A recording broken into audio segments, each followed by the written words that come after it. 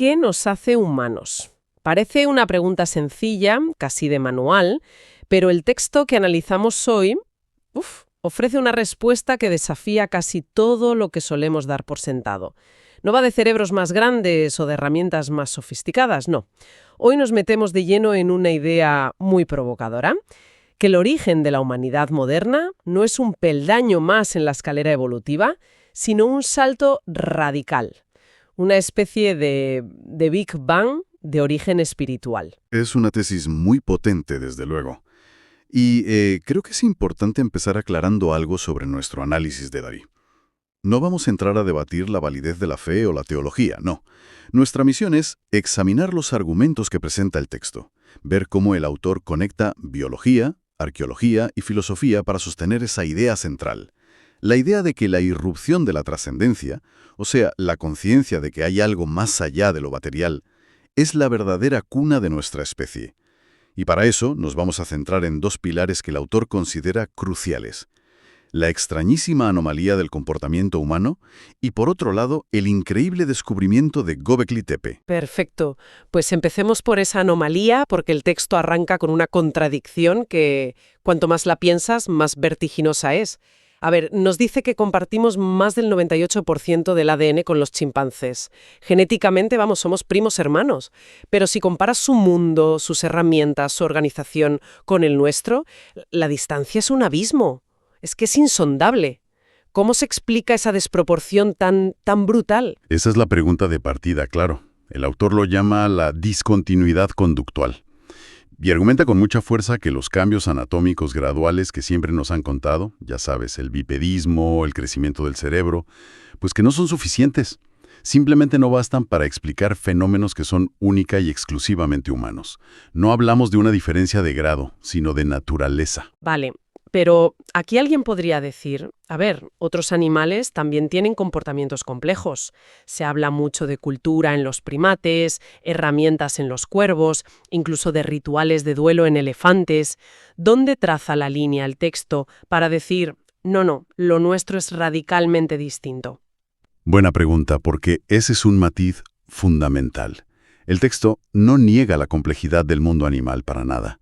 Lo que señala como exclusivo es la base sobre la que construimos nuestros comportamientos. Y esa base es el símbolo.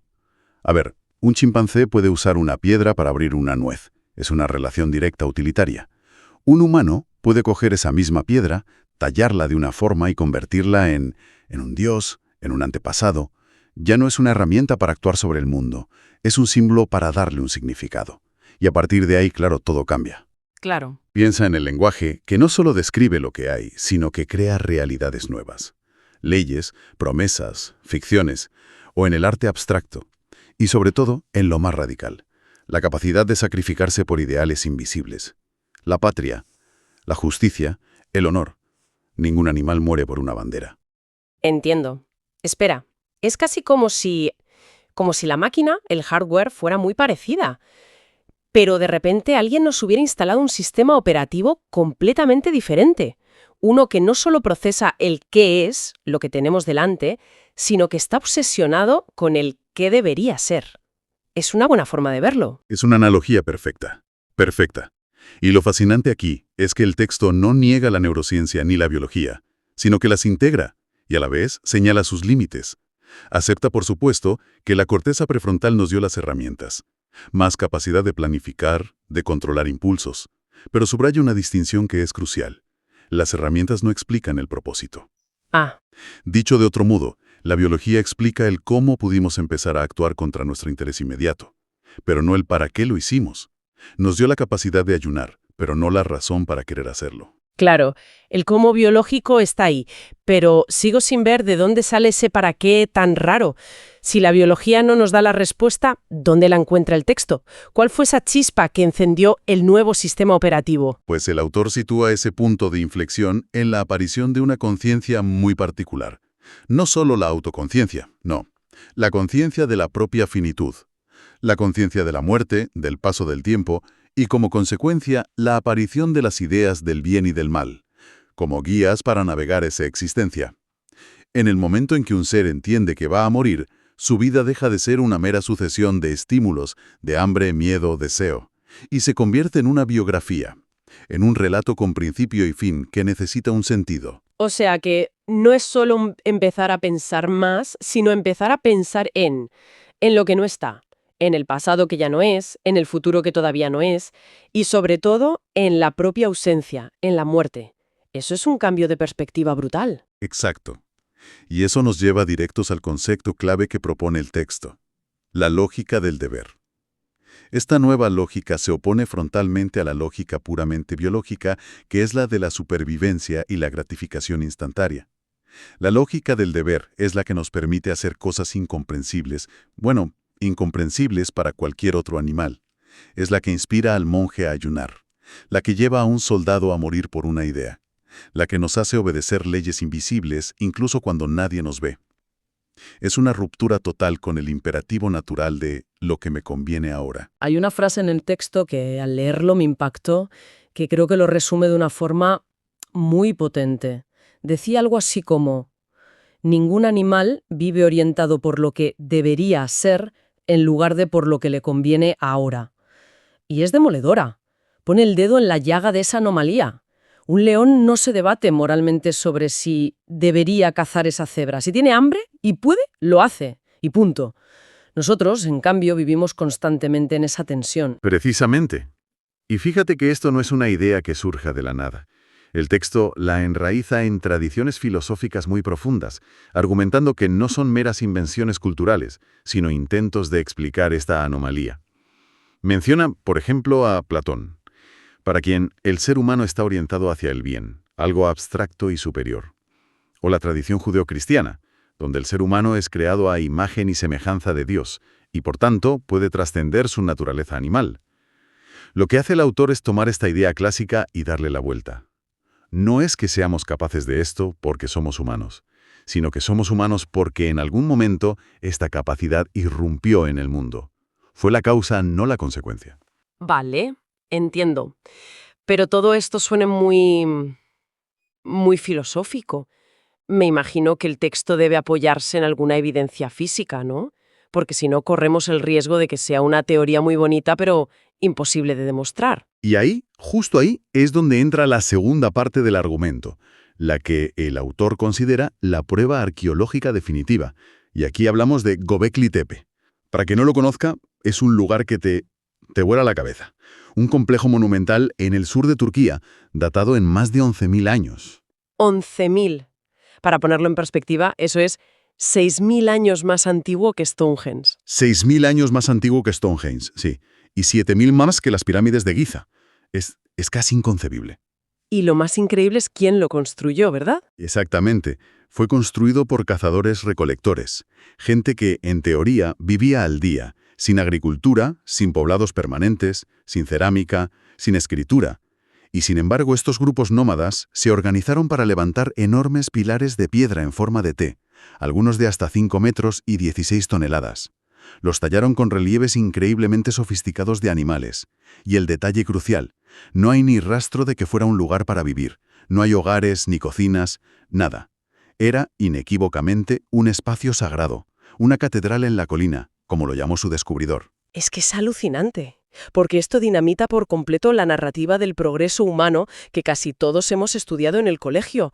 La historia que siempre nos habían contado era lineal, muy lógica, muy materialista, ¿no? Sí, esa secuencia clásica que todos conocemos.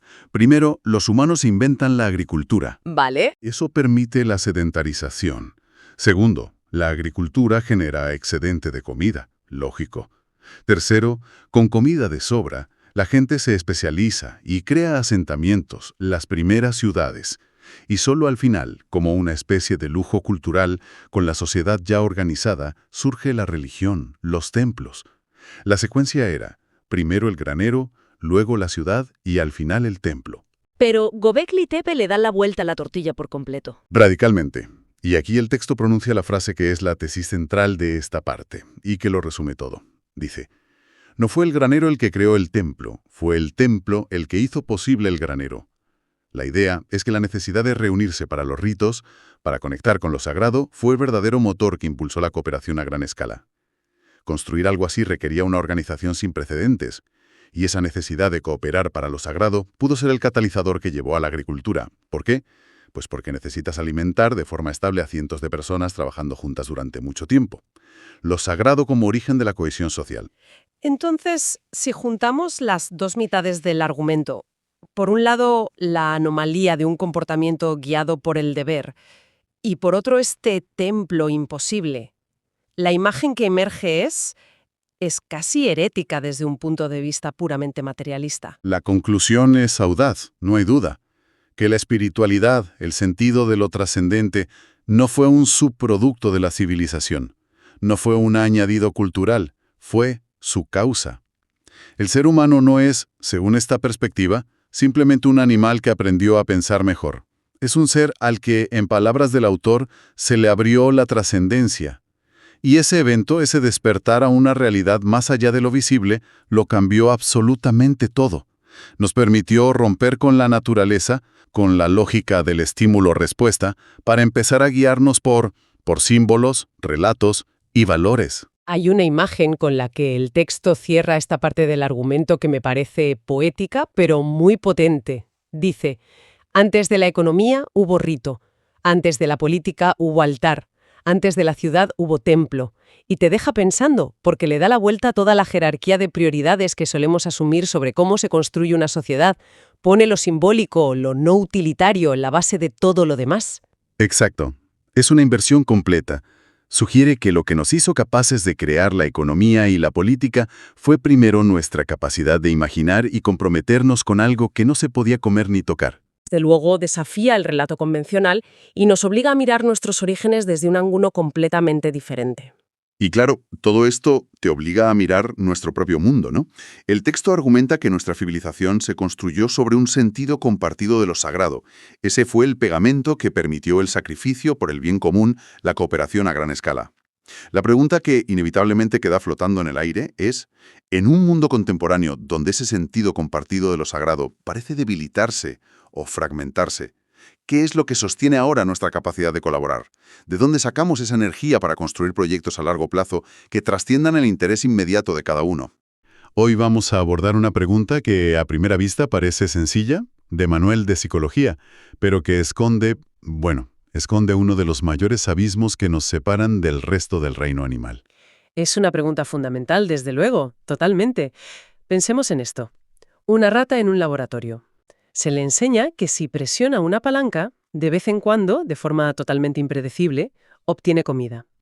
Esa rata va a presionar la palanca sin descanso, de forma frenética, a veces hasta el colapso. Sí, hasta el agotamiento físico. Ahora, traslademos esa escena. Un casino, una persona frente a una máquina tragaperras. El principio es exactamente el mismo. Recompensa variable, incierta, y sabemos que puede ser muy adictivo, que te puede atrapar. Claro. Y sin embargo, esa persona, en un momento dado, puede mirar el reloj, pensar en sus hijos, en sus deudas, y simplemente se levanta y se va. ¿Por qué? ¿Qué es lo que nos permite, a diferencia de esa rata, decir se acabó? Es que esa pregunta va directa al núcleo de la cuestión. Porque no es simplemente que seamos más listos o que tengamos más fuerza de voluntad. Es que operamos con un sistema de reglas completamente diferente. La rata está jugando a un juego y nosotros, aunque estemos en la misma habitación, estamos jugando a otro. A otro juego, exacto. Pues ese es nuestro objetivo hoy. Vamos a sumergirnos en los fundamentos del conductismo, partiendo de los experimentos de B.F. Skinner, para entender no solo cómo funcionan esos mecanismos de recompensa, sino para entrañar qué es esa capacidad humana de romper el hechizo. De decir basta. Eso es. Vamos a analizar por qué, como sugieren las fuentes que tenemos, la diferencia no es de grado. No es que seamos animales con un cerebro más potente, no. Hay una discontinuidad, una ruptura radical. Sí, es un salto cualitativo. Vale, pues entremos en materia. Tenemos delante un análisis fascinante sobre el condicionamiento y la voluntad. Y para entender la ruptura, como decíamos, primero hay que entender la trampa. Así que empecemos por el principio de todo, el montaje experimental que lo reveló. ¿La caja de Skinner? Exacto. Descríbenos un poco esa famosa caja de Skinner y, sobre todo, explícanos por qué ese mecanismo, el programa de razón variable, es tan diabólicamente eficaz. Claro. A ver, fíjate, estamos en los años 30-40. B.F. Skinner quiere estudiar el aprendizaje de una forma puramente objetiva, sin especular sobre pensamientos o sentimientos, nada de eso. Solo conducta observable, solo conducta. Y para eso crea un entorno totalmente controlado que hoy conocemos como la caja de Skinner. Es un espacio simple, aislado, donde mete a una rata, o más a menudo una paloma. Y dentro solo hay un elemento con el que puede interactuar, un disco en la pared que puede picotear o una pequeña palanca. El objetivo es ver cómo se puede moldear su conducta a través de refuerzos, o sea, de premios, que en este caso es comida, claro. La motivación más básica. La más básica. Al principio, Skinner prueba lo más lógico, el refuerzo continuo. La paloma picotea el disco una vez y recibe una bolita de comida. Picotea otra vez, recibe otra. 1 a 1. 1 a 1. Aprende rapidísimo, pero tiene un problema. En cuanto dejas de darle comida, la conducta se extingue muy deprisa. Es predecible. Pero entonces Skinner da con la clave, casi por accidente. Y es el programa de razón variable, o RB. Y esto lo cambia todo. Aquí es donde la cosa se pone interesante, porque deja de ser predecible. Totalmente. En el RB, la recompensa es aleatoria. La paloma picotea y no pasa nada. Picotea 5 veces más. Y de repente, premio. Luego puede picotear 20 veces sin obtener nada, y a la 21ª, otra vez comida. O sea, desde el punto de vista del animal, es imposible saber qué piquetazo será el bueno. Imposible. Y es esa incertidumbre, esa promesa de que el próximo podría ser el que funcione, lo que genera una conducta increíblemente persistente y rápida. Es el motor de una máquina tragaperras, pero también es el motivo por el que revisamos el móvil esperando una notificación interesante. Totalmente. O porque seguimos deslizando el dedo en una aplicación de citas esperando el siguiente match. Es el mismo principio. Es exactamente el mismo principio. Es fascinante y un poco aterrador, porque el resultado en los animales es brutal. No es que se vuelvan persistentes, es que se vuelven casi autómatas. Se vuelven autómatas, ¿sí? La conducta se vuelve frenética. Y es crucial entender la lógica interna del animal. La paloma no tiene la capacidad de pensar, bueno, en promedio recibo comida cada 10 picotazos, así que me puedo relajar. No. Su realidad es el instante. Es el instante. Cada picotazo es una posibilidad aislada. No picotear significa arriesgarse a perder la recompensa que, quizá, estaba justo en ese intento. Para un cerebro diseñado para la supervivencia en la naturaleza, donde una valla que no recoges o un insecto que no cazas puede ser vital, detenerse es una estrategia perdedora. Claro, el sistema está diseñado para no parar nunca mientras exista la más mínima posibilidad. Nunca. Siguiente puede ser el bueno. Pero aquí es donde me cuesta imaginar el clic en nuestro cerebro, el que nos saca de ahí. Claro. O sea, el animal está completamente atrapado y de repente nosotros no. ¿Es un interruptor que se activa? ¿O es más bien como una voz de fondo que va ganando volumen hasta que le hacemos caso? Las fuentes hablan de una ruptura humana. ¿Dónde ocurre esa ruptura? Esa es la pregunta del millón. La ruptura humana no es un simple aumento de potencia, es la aparición de una nueva función. Y si buscamos su base física, todos los análisis apuntan al mismo sitio, la corteza prefrontal. Ujú. Es esa parte del cerebro, justo detrás de la frente, que en los humanos tiene un desarrollo, desproporcionado en comparación con cualquier otro animal, incluidos nuestros parientes primates más cercanos. Ah, claro, la corteza prefrontal. Es de lo que siempre se habla cuando se menciona la planificación, el control de impulsos, la toma de decisiones complejas. Es esa parte del cerebro que nos salva de nuestros propios impulsos skinnerianos. Nos salva, o al menos nos da la opción de salvarnos, porque no solo es una cuestión de tamaño, de tener más hardware, es que ese hardware tan desarrollado permite que se ejecute un software completamente nuevo. ¿Entiendo?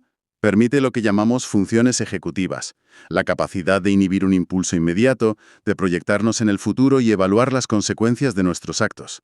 Una paloma es su impulso de picotear en ese momento. Un humano tiene un impulso de seguir apostando, pero puede dar un paso atrás, observar ese impulso como algo ajeno a suyo más profundo y tomar una decisión sobre él. Esa capacidad de autoobservación. Ese es el primer paso de la ruptura. Vale. La corteza prefrontal es la pieza física, la máquina. Pero eso no me lo explica todo. Tiene que haber un proceso, algo que corra en esa máquina, que nos permita hacer ese cálculo de esto ya no me compensa. ¿Qué es lo que pasa por nuestra cabeza en ese momento que no pasa por la de la paloma? Pues los análisis que manejamos lo desglosan en varios niveles, cada uno más complejo que el anterior. El primer nivel, el más fundamental, es la capacidad de hacer un análisis de pérdidas. Un balance. Un balance, exacto. Y aquí la diferencia es como la noche y el día. La paloma, como decíamos, solo registra el evento inmediato y positivo, picoteo y, a veces, hay comida. Su contabilidad solo tiene una columna, la de las ganancias. Claro, no lleva un libro de cuentas. No está calculando el coste de oportunidad de estar ahí picoteando en vez de hacer otra cosa. Exacto, su cerebro no está diseñado para eso. El cerebro humano, en cambio, gracias a esa capacidad de abstracción que nos da la corteza prefrontal, no solo registra la ganancia esporádica, también registra el coste acumulado, el tiempo perdido, la energía gastada y, en el caso del casino, el dinero invertido. El proceso mental humano no es «he ganado», sino «¿cuál es el balance neto?». Vale, y ese proceso es, sí, acabo de ganar 5 euros, lo cual me da un subidón de dopamina, pero un momento, llevo aquí 2 horas y he metido 100 euros en la máquina. El resultado neto es que voy perdiendo 95. O sea que la clave no es la fuerza de voluntad para resistir el subidón, sino la capacidad de cambiar de perspectiva, de alejarte del evento inmediato y ver el panorama completo. Es la contabilidad. Es la contabilidad, sí. Es la capacidad de crear un concepto abstracto llamado balance neto y darle más peso que a la sensación física e inmediata de la recompensa. Esa conclusión puramente racional, esta actividad ya no es rentable, tiene el poder de anular la ley del refuerzo variable. Es el primer gran superpoder que nos diferencia. Y eso me lleva al siguiente paso lógico. Si puedo calcular que algo no es rentable, puedo crear una regla para el futuro. Esto me recuerda cuando intenté dejar de revisar el correo del trabajo por la noche. Un gran ejemplo. Cada notificación era una recompensa incierta. Podía ser algo urgente, algo bueno o nada, un puro RB. Lo que me funcionó no fue la fuerza de voluntad, sino una regla que me autoimpuse. A las 8 de la tarde, el móvil se queda cargando en la cocina. Y punto, es exactamente eso. Es lo que describen las fuentes como conducta guiada por reglas, ¿no? Has dado en el clavo y con un ejemplo perfecto. Ese es el segundo nivel de la ruptura. El lenguaje y el pensamiento abstracto nos permiten hacer algo que ningún otro animal puede: crear normas verbales que gobiernan nuestro comportamiento futuro. Claro, la paloma opera en un marco simple de sí, entonces. Si picoteo, entonces quizá haya comida. Es una contingencia directa con el entorno. Nosotros podemos crear un marco del debería. Aunque sienta el impulso de jugar, debería irme porque he superado mi límite de 50 euros. Y esa regla, si pierdo 50 euros me voy, se convierte en una ley interna que tiene más poder que el propio interno. Es como si lleváramos nuestro propio legislador en la cabeza. Exactamente. Es un legislador interno. Y esa regla autoimpuesta, nacida del razonamiento y el lenguaje, puede inhibir la conducta de forma mucho más eficaz y estable que el simple agotamiento o la fuerza de voluntad momentánea. Estamos superponiendo una capa de control simbólico y abstracto sobre nuestra biología más primitiva. Y es aquí donde la cosa se vuelve aún más profunda. Sí, porque si seguimos tirando del hilo, no todas nuestras reglas son sobre dinero o sobre rentabilidad. El análisis que tenemos delante habla de reforzadores abstractos, de cosas que nos mueven y que no se pueden contar. Y creo que aquí es donde la distancia con la paloma se vuelve ya un abismo insondable. Un abismo, sí, porque entramos en el terreno de las motivaciones puramente simbólicas que no tienen existencia física. Un ejemplo que se menciona es la vergüenza o la moralidad. Claro. No porque haya hecho el cálculo de pérdidas, sino por la oleada de culpa que siente al pensar en su familia, o por el miedo al juicio social, a lo que pensarán los demás si se enteran. ¿Qué son la culpa o la reputación? Son constructos sociales, ideas, no existen en el mundo físico de una rata. O pensemos en un artista que elige vivir en la pobreza en lugar de venderse y hacer un arte comercial que no respeta. No hay un balance neto positivo ahí, en términos económicos. Al revés. Lo que le frena, lo que le guía, es un valor abstracto como la integridad artística. Un ejemplo magnífico. O pensemos en algo todavía más extremo que mencionan las fuentes: el deber. Pensemos en un bombero que entra en un edificio en llamas. Todo su sistema de recompensa inmediato, el sistema de Skinner, le grita que huya, que busque la supervivencia, que es el refuerzo más potente de todos, el instinto básico. Pero una regla abstracta, un valor que llamamos deber o responsabilidad, anula por completo ese instinto primario. Ningún animal opera así. Esa es la discontinuidad en su máxima expresión. Y por encima de todo eso está la propia voluntad, la capacidad de decir no, simplemente como un acto de afirmación de la propia identidad, sin más justificación. Espera, entonces, si juntamos todo esto, la contabilidad de pérdidas, las reglas que nos ponemos, los valores como el deber o la vergüenza, ¿no estamos hablando de que simplemente tenemos una corteza prefrontal más grande y ya? No, en absoluto. Porque si fuera solo una cuestión de potencia de cálculo, un chimpancé, que tiene un cerebro bastante complejo, debería tener una versión mini de esta capacidad de decir basta. Pero lo que describes suena a algo completamente distinto. Es como si jugáramos a un juego diferente, no solo una versión mejorada del mismo. Esa es la conclusión fundamental que se extrae de estas fuentes. La diferencia no es cuantitativa, no es una cuestión de grado, es cualitativa. Es una ruptura radical en la historia de la evolución. Y el argumento es potente. Si fuera una simple mejora gradual, esperaríamos ver formas más rudimentarias pero reconocibles de estas capacidades en otras especies. Y sí, los grandes simios muestran cierto autocontrol, pueden aplazar una gratificación, pero no vemos en ellos ni rastro de un análisis de pérdidas netas, ni de la creación de reglas verbales para el futuro, y mucho menos de una conducta guiada por el honor o el sentido de la vida. Es como si en algún punto de nuestra evolución se hubiera producido un salto, no una rampa suave, sino un escalón. Un salto, un quiebre. Y aquí es donde el análisis se topa con el misterio. Porque, como bien señalan las fuentes, no tenemos ni idea de cómo o por qué se produjo ese salto. No sabemos en qué momento el Homo sapiens empezó a distanciarse de la lógica puramente biológica del estímulo-respuesta para empezar a habitar, simultáneamente, un mundo simbólico. Un mundo de ideas, valores y significados. No fue una adaptación más para cazar mejor o sobrevivir al frío.